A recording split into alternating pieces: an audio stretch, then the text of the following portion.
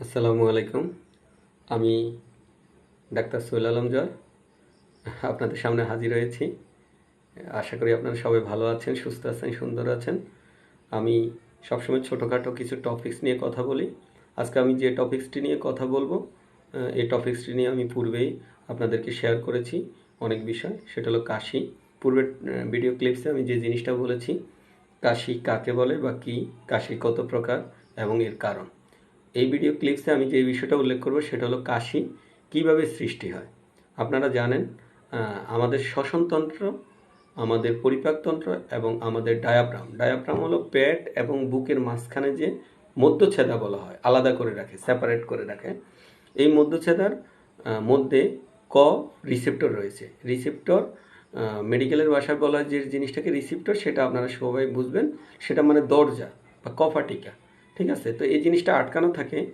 তো এই রিসেপ্টর, কফ রিসেপ্টর যখন বিভিন্ন ইরিটেন্টস দ্বারা উত্তেজিত হয়, ইরিটেন্টস কী হতে পারে? ধুলাবালি হতে পারে, জীবাণু হতে পারে, কেমিক্যাল হতে পারে, অনেক কারণ হতে পারে।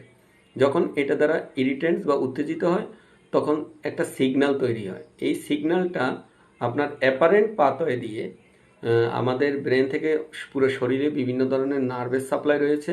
এর মধ্যে একটা নার্ভের নাম হলো গ্লোজোফ্যারিঞ্জিয়াল নার্ভ। এই গ্লোজোফ্যারিঞ্জিয়াল নার্ভের মধ্যে দিয়ে এই সিগন্যালটা চলে যায় আমাদের মস্তিষ্কে বা ব্রেনে।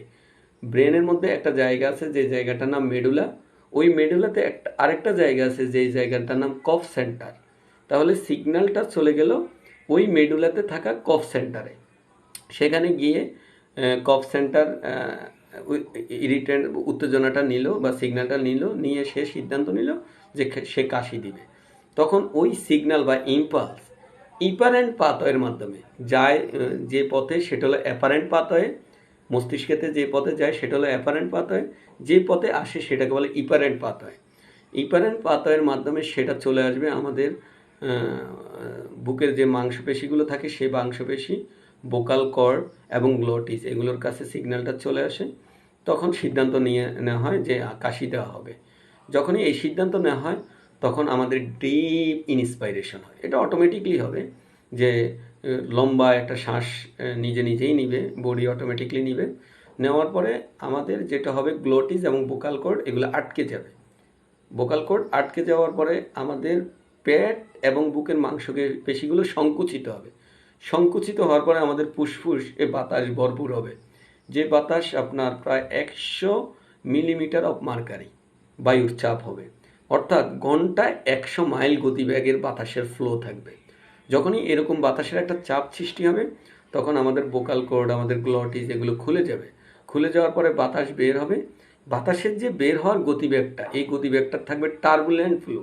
টার্বুলেন্ট ফ্লো মানে হলো, মানে বাতাসের গতিবেগ সবসময় একই রকম না, এই বেড়ে গেলে এই কমে গেল। আপনারা দেখবেন ভোঁ ভোঁ ভোঁ ভোঁ আওয়াজ হয়, ওই আওয়াজের মতো। যখনই এই আওয়াজ হবে ওই আওয়াজের মাধ্যমে কাশির সৃষ্টি হবে। এটা হলো কাশির সৃষ্টি হওয়ার বৈজ্ঞানিক ব্যাখ্যা বা মেকানিজম। এরপর আসেন যে কাশি যদি দীর্ঘদিন থাকে তাহলে কিছু পরীক্ষা নিরীক্ষার দরকার হয়। মেডিকেল ইনভেস্টিগেশনের মধ্যে রক্তের সিবিসি করা হয়, চেস্ট এক্সরে করা হয়, তার পরবর্তীতে আপনার স্পাইরোমেট্রি উইথ রিভার্সিবিলিটি টেস্ট করা হয় ফু দেওয়ার মাধ্যমে। তারপর সিটি স্ক্যান অফ চেস্ট করা হয়। এটা পাশাপাশি আমরা যদি হার্টের কোনো কারণ থাকে যেমন, তাহলে আমরা যেটা করে থাকি ইসিজি করে থাকি, ইকোকার্ডিওগ্রাফি করে থাকি।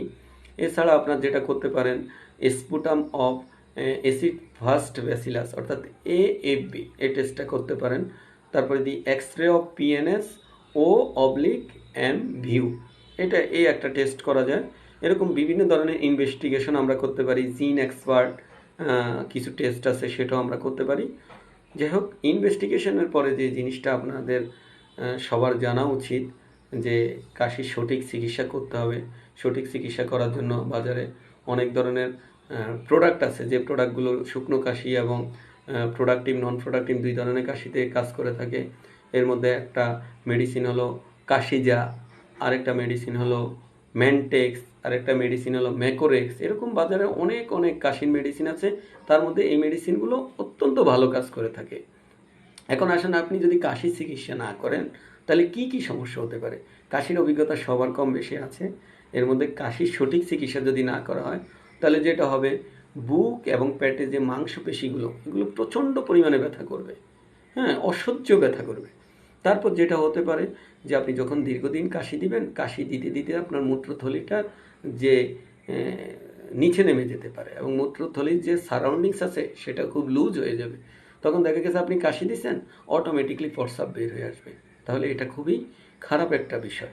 তারপরে আপনি যখন দীর্ঘদিন কাশি দিবেন, কাশি দিতে দিতে ইঙ্গুইনাল হার্নিয়া হতে পারে, ইঙ্গুইনাল হার্নিয়া কি আপনারা জানেন? পুরুষের যে অন্ডকোষ সেটা জন্মের আগে পেটে থাকে।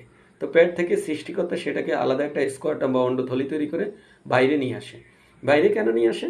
কারণ আমাদের পেটে যে তাপমাত্রা আছে সে তাপমাত্রা এই অন্ডকোষটা গলে যেতে পারে। প্রায় 4 ডিগ্রি সেন্টিগ্রেড তাপমাত্রা বেশি আছে। তখন সৃষ্টিকর্তা এটাকে বাইরে আলাদা করে একটা থলির মধ্যে দিয়ে দেয়। কিন্তু যারা দীর্ঘদিন কাশি দেয় তখন তাদের ওই যে অন্ডকোষ যে রাস্তা দিয়ে নেমেছে সে রাস্তা আবার বিভিন্ন ধরনের লিগামেন্ট দিয়ে বাঁধা থাকে। কাশি দিতে দিতে দিতে দিতে এগুলো লুজ হয়। তখন আমাদের যে নাড়ি বুড়ি এগুলো আছে এগুলো ওই ইঙ্গুইনাল রিজিয়ন দিয়ে আমাদের অন্ডথলিতে চলে যায়। এটাকে বলা হয় ইঙ্গুইনাল হার্নিয়া। এটা এক ধরনের সার্জিক্যাল কেস। এছাড়া যেতে হতে পারে দীর্ঘদিন কাশি দিতে দিতে বুকের রিবসগুলো নরম হয়ে যেতে পারে এবং ভেঙে যেতে পারে। সুতরাং কাশির যেমন উপকারিতা রয়েছে তেমনি দীর্ঘদিন কাশির অনেক খারাপ প্রভাব রয়েছে। তাই আমরা সবাই কাশির সঠিক কারণ জানব এবং কারণ জেনে সঠিক চিকিৎসা করব। আর সঠিক চিকিৎসাতে আমি যে ওষুধগুলোর নাম বলেছি, কাশিজা, ম্যানটেক্স, ম্যাকোরেক্স, এই ওষুধগুলো আমাদের কাশির চিকিৎসা পাথেয় হিসেবে কাজ করবে, এ আমার বিশ্বাস। তো আজকে এ পর্যন্ত। সবাই ভালো থাকবেন, সুস্থ থাকবেন, সুন্দর থাকবেন। সবাইকে ধন্যবাদ জানিয়ে আমি বিদায় নিচ্ছি। আল্লাহ হাফেজ।